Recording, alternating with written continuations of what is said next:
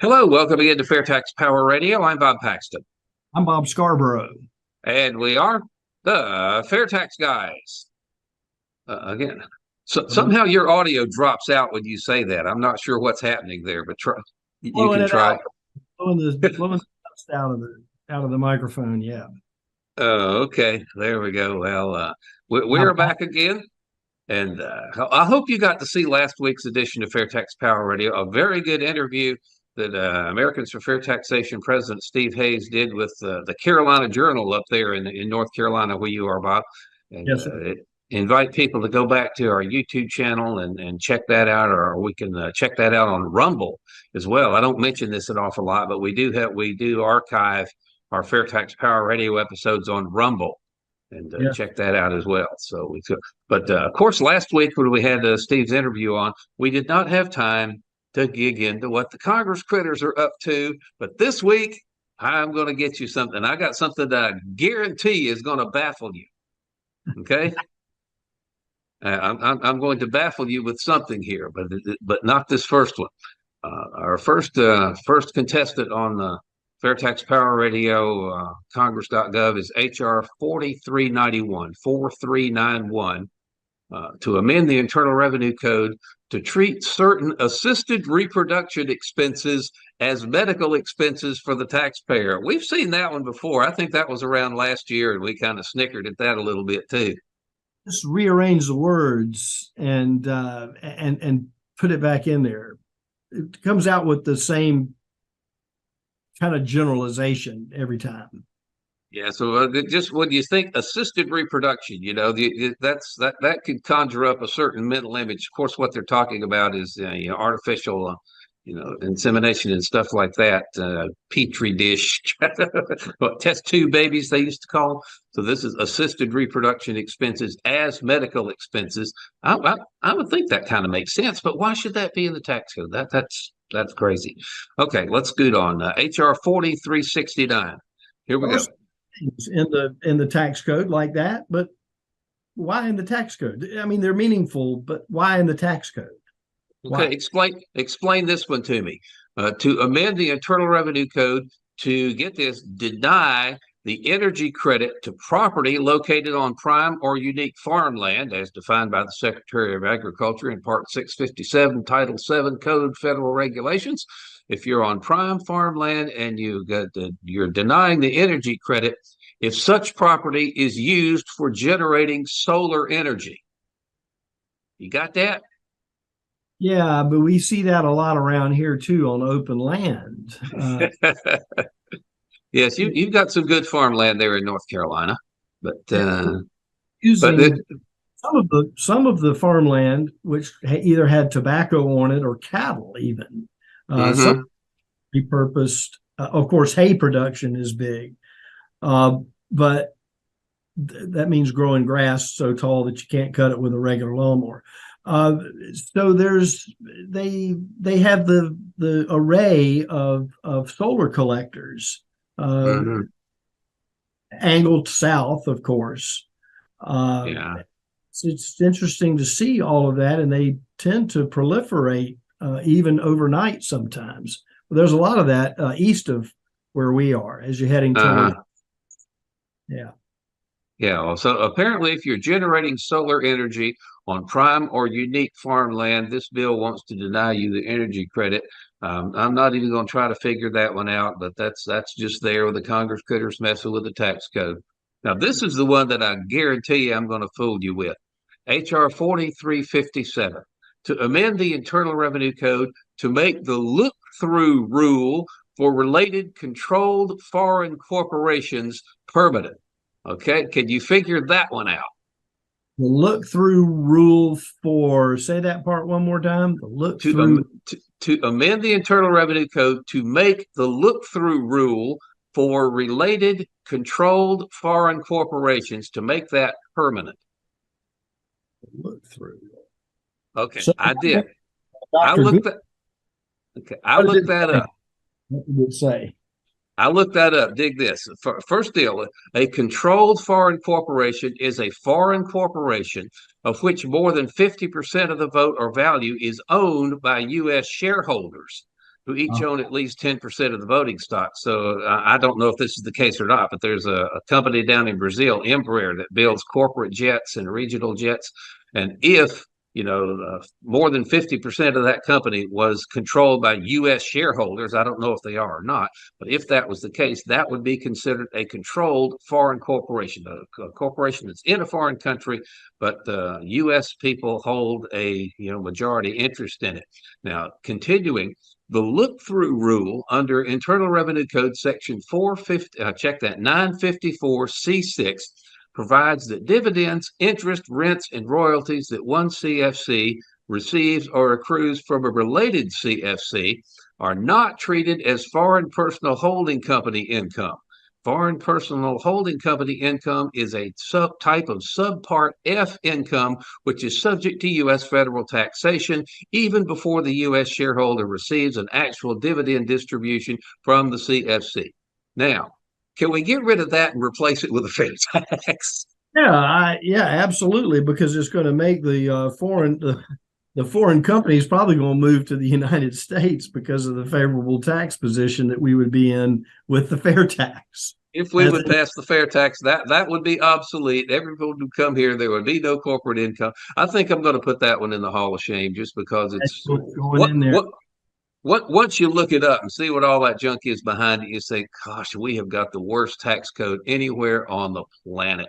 One more, H.R. 4355, to amend the Internal Revenue Code of 1986 to provide for an exclusion for assistance provided to participants in certain veterinary student loan repayment or forgiveness programs. Picking winners and losers in the tax code again. Way to go, Representative Adrian Smith of Nebraska. Yeah. Congratulations. And that's what a lot of it's used for. And that, I think, is why there's a, sort of a hesitation in Congress to move forward, is because, as I've said many times, I think they're just trying to figure out how they're going to continue their gravy train if they are having to give it up, which we know that they will at some point. Okay, well, I'll tell you what, I say we tried to get through that kind of quickly because we got a pretty good bone to chew on here in this week's edition of FairTax Power Ready. We mentioned it last week, that there was an article that was published on the Fox Business website. It was labeled as an opinion piece. So, yes. I'm not sure that this was, the official position of Fox Business per se, but they did publish this opinion piece by a gentleman named Julio Gonzalez. Now, they just conveniently forgot to mention that Julio Gonzalez is the founder and CEO of something called Engineered Tax Services. It's here in Florida. So this was an article that was savagely attacking the fair tax. It was written by somebody who's making a very good living off the complexity of the current income tax system. But excuse me. But you talk about, we say a lot of times that the arguments that are advanced against the fair tax aren't really advanced against the fair tax. They're advanced against people's the figments of people's imagination of what they think the fair tax might be. Excuse me, I'm tickling on my throat here. But that's what we're dealing with here with this Fox Business article. Out of a general fear of the unknown, folks will, and here's I'll just read the headline and then we can get in, because you actually responded through a reply to this opinion. Yes, like a letter. I did. Most of what we're talking about today is a response that I wrote and sent to Fox Business, and as far as I know, they've not published my opinion, but we'll see. But we're going to do it here on FairTax Power Radio, and if they don't, I'm going to post this to my Facebook page. I may have to go get some cheerwine. Something's just tickling the fire out of my throat here. Yeah, just go ahead. And but your article will start by giving you the headline of this opinion piece by Julio Gonzalez. This zombie tax idea will never work. Kill it once and for all. Like an unstoppable zombie, the idea of a national sales tax has come back to haunt us again. And I'll bet you a dime to a dollar that if everybody reads through this article, they'll think, well, my gosh, we don't want all of that.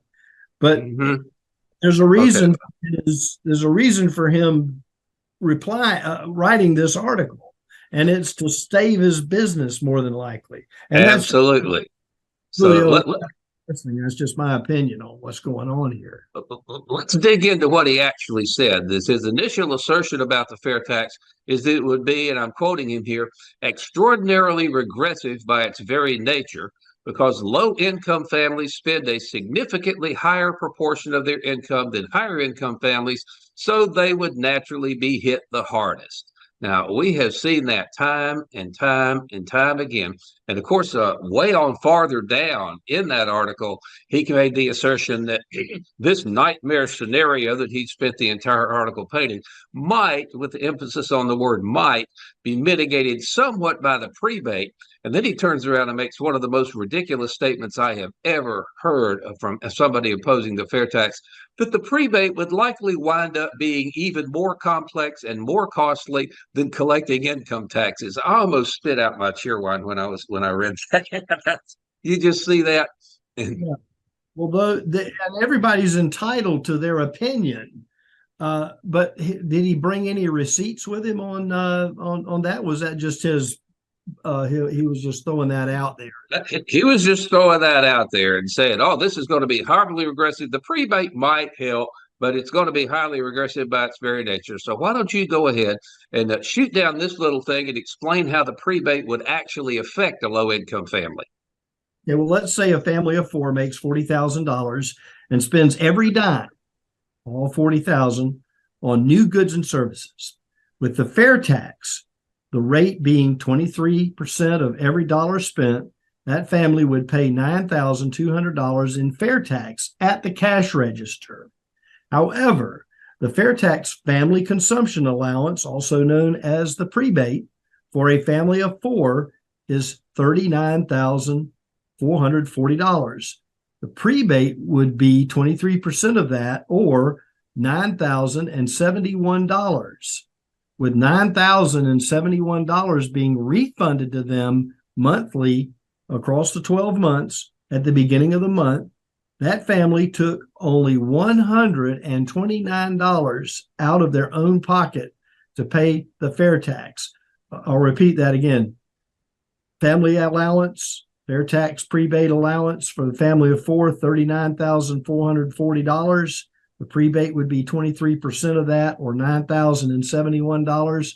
With that amount being refunded to them, the family only took $129 out of their own pocket to pay the fair tax, an effective tax rate of 0.3%. 0.3%. Yeah. So 0.3%. That's amazing. And under the current system, what would happen to them? Well, they would lose. They're just getting out of. They're just getting out of the ground with the payroll tax taking 7.65% plus their employer taking that same amount. If the family pays no income tax, they would lose that percent of their earnings to the federal payroll taxes. That's $3,060 based on our number that we're using, 40,000.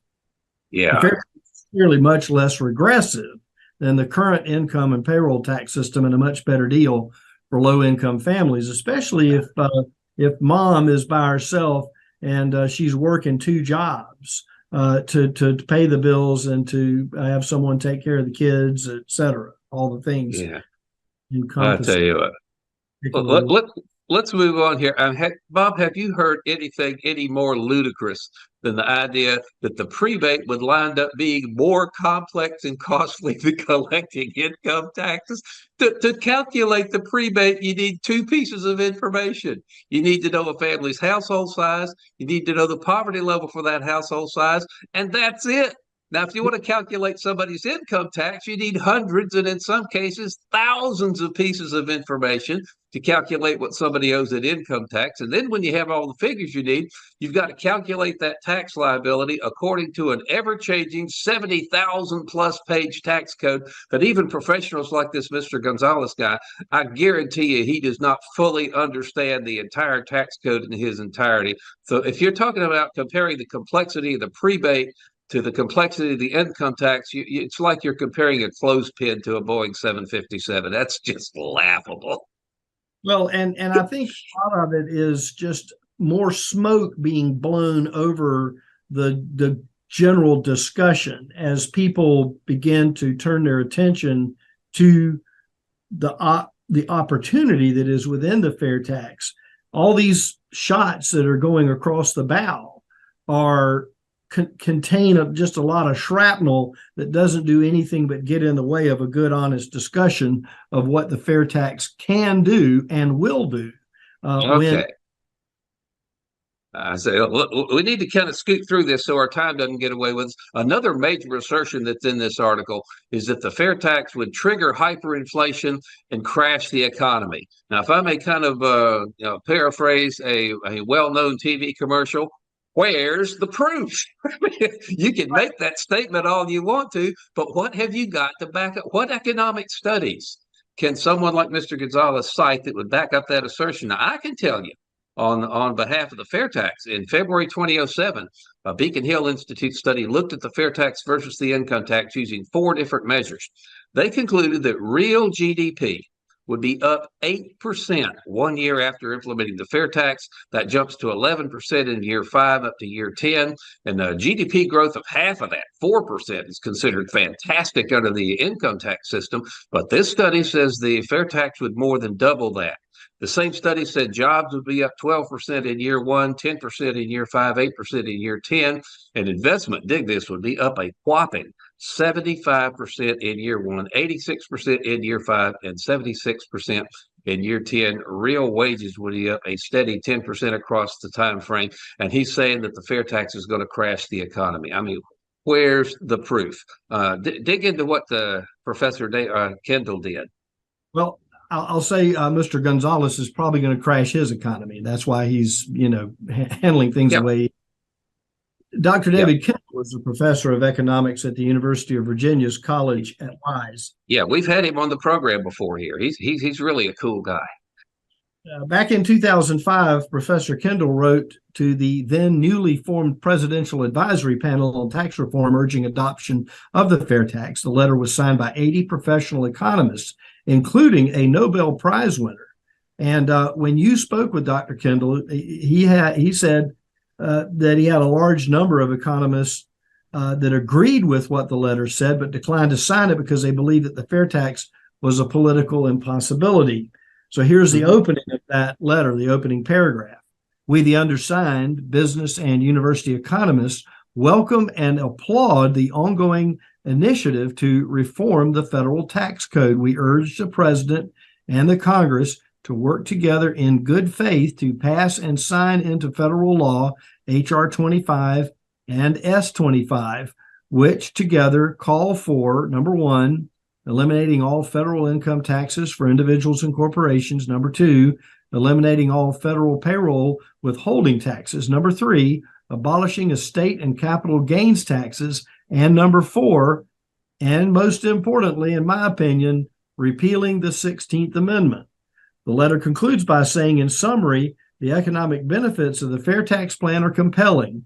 The fair tax plan eliminates the tax bias against working, saving, and investment, which would lead to higher rates of economic growth, faster growth in productivity, more jobs, lower interest rates, and a higher standard of living for the American people. Yeah. Now, understand that a Nobel Prize winning economist signed on to that letter. So I would like to challenge Mr. Gonzalez to find another Nobel Prize winning economist or just any legitimate economic study that would agree with his assertion that the fair tax would be an economic disaster. I don't think he could do it. I think he's just blowing smoke off the top of his head. Now, we talked about this last week, that this little gem, a national sales tax would impose an immediate across-the-board price increase of 23% on everything you buy. That's a direct quote from Mr. Gonzalez's article. Now, on the surface, that sounds like it might be true, but it's not. Explain why, sir. One thing that the fair tax opponents either gloss over or fail to mention entirely is that the fair tax replaces the income tax, and that includes the corporate income tax. A really inconvenient truth about corporate income taxes and their accompanying compliance costs. When you think about compliance costs, you think about tax attorneys and accountants. is that they are just costs of doing business. In the same way that rising jet fuel prices pushes the cost of airline tickets up for you and me, increases in corporate tax results in a higher price for the goods and services that corporations produce. We get that too. We get the benefit of all of the extra work that the government piles in through regulations on business and what the tax code does for businesses. We get that. Prices will fall when to a point when the fair tax is added at a retail level. The final retail price to consumer won't be anywhere near 23% higher than they are today. Some people believe that consumer prices will actually go down under the fair tax. When cost of doing business goes up, prices go up. When the cost of doing business goes down, the competitive pressures in the free market economy drive prices down. So when you take all of the tax components that are currently in the prices of everything we're paying, take that out, and then when you add the fair tax back in, it's not going to be anywhere near 23% higher. In fact, I said there have been studies that indicated the actual consumer prices could go down under the fair tax. So if you're talking about an immediate major increase in the cost of living under the fair tax, that's just not based in fact. It's and in a lot of cases, that's just a lack of understanding of how the fair tax works. I think in this case, it's a dishonest fear mongering on the part of somebody who fears being put out of business if the income tax goes away. But I'll tell you, of all of the wildly crazy, inaccurate assertions made in this article, I think this one's the most ludicrous, though. Quoting again, meanwhile, both business and consumers would have a strong incentive to evade the tax with under-the-table transactions. Congress would be forced to raise the national sales tax rate even higher to compensate for the lost revenue, further devastating the hardworking families who would at least be the least able to afford the regressive new tax. Excuse me. If you think a tax system deserves to die because people will evade it, you should be opposing the income tax, not the fair tax. Right. That's crazy. I think that's the craziest off-the-wall thing I've heard raised against the fair tax at all. Also, remember, businesses will have no incentive whatsoever to operate under the table. The fair tax applies only at the retail level. Business-to-business transactions are not taxed under the fair tax. So who you going to believe, the reality or somebody whose job is on the line if the fair tax gets passed? Well, and I think there's a lot. It has to do with how long the person's been in business doing what they're doing. In this case, with Mr. Gonzalez, we know nothing about him. He's probably a nice enough guy. Is he 5 years from retirement? Is he just starting his business? Somewhere in the middle? He's going to retire next week or whatever. We have no idea the complexities of what the man is living through with what he has to do, except that he's living with the income tax in place. Yeah, but while we still got time, I'm going to go back to one of your favorite things here. Our income tax code is so crazy, it even includes this provision, and we go back to IRS Publication 17. Go. All right. Stolen property, a direct quote from IRS Publication 17, one of the greatest reading materials for different times of your life, and I do mean your life. Stolen property. If you steal property, you must report its fair market value in your income in the year you steal it, unless you return it to its rightful owner in the same year, because that would indicate it could have been borrowed. Yes. Now, this is the tax system that this guy's defending. It's laughable what he's trying to do here. That's what it's turned into. It's really turned into not so much how great the fair tax is, but how ridiculous the income tax is, and the attendant monstrosity of the Internal Revenue Service that has been built around collecting it. Right. Well, if you want to talk about hard to evade, the fair tax, just by its very nature, is going to be different. I mean, how do you evade a tax that's included in the prices of the things you buy? if you're going to evade the income tax, all it needs is one person who's willing to be a little creative with his tax return. But if you're trying to evade the fair tax, that's going to require an accomplice at the store you're buying something from. And since retailers get to keep a small percentage of what they collect, they're incentivized to collect it, not help people evade it. So I'll tell you what, truth is here, folks. There have been studies done that indicate the fair tax will reduce evasion by around 95%. That's the fair tax expected effect on tax evasion thing that was published in September 2020 by Jade Wally. So that's just crazy. The fair tax isn't perfect. I mean, we will admit that it's not perfect. No tax. The only perfect tax system is one that fully funds the government while keeping everybody's tax rate at zero.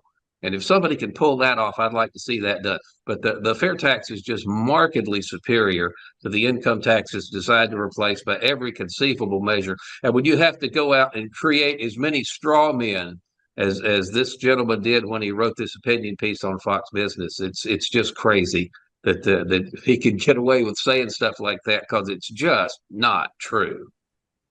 Well, the fair tax is in and of itself a very simple process. It's visible, it's efficient.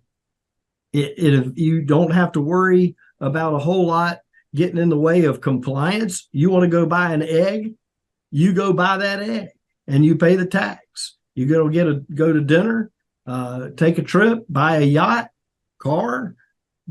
It's very simple. It's simple enough for a sixth grader to understand. Fair tax untaxes low-income earners by eliminating federal withholding and payroll taxes while refunding back to them all the tax they pay on their basic necessities. That's the prebate.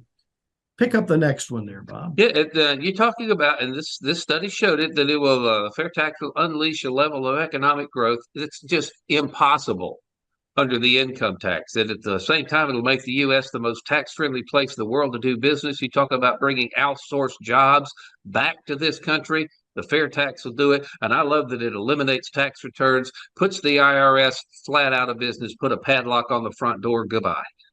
That's right. It also makes your personal finances none of the government's business.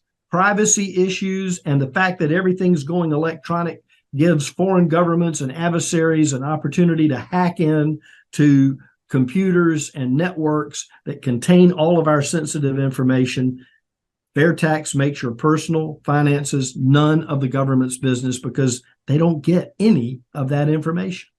Yep. None of it. Yep. And illegal tax evasion.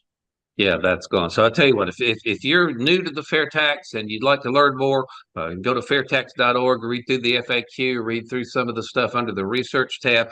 Once you understand all that stuff, you'll realize that if there's a zombie tax system that needs to be killed immediately, it's the income tax, not the fair tax. I tell you what, it was fun going through this guy. He is just so far out in left field with his representations of what the fair tax is and what it does, that I'm not sure how anybody can take him seriously, but that kind of stuff is out there. So we got to realize it and address it. We should send you a reply that we just reviewed in digest form. We should send that to him. We can. I sent it to Fox Business. I'm not sure that they're going to publish it, but I'm going to publish because we went through it in pretty good detail here on the show. But I'm going to go ahead and publish this to my Facebook page if somebody wants to look at it. But that is going to wrap up this edition of Fair Tax Power Radio. That's one of the more fun ones we've done in a while. I'm Bob Paxton. I'm Bob Scarborough. We are the FAIRtax Guys, reminding you the fair tax is the only truly fair tax, and once you understand it, you'll demand it. So what do you need from me to get these taxes collected? Glad you asked, because there is a fair amount of information you need to be aware of. That's your tax plan? Oh, no, this is just the revisions for this year's tax plan. What I need from you is you need to keep track of all of your income, as well as any taxes that you've already paid. Also, any gifts that you received or gifts you've given to churches or charities or individuals throughout the entire year. Do you do any side jobs? Every now and again. Great, because there's some more information about that right here. Everything you need to know right here. So just simply compile that, send it in to us. Be careful, make sure there's no mistakes. If we do find mistakes were made, we can fine you or, throw you in jail. So you might want to be aware of that. And what do you need from me? As an individual, nothing. As a business owner, or if you're doing side jobs, I mean, yes, you would have to collect taxes on that, but well,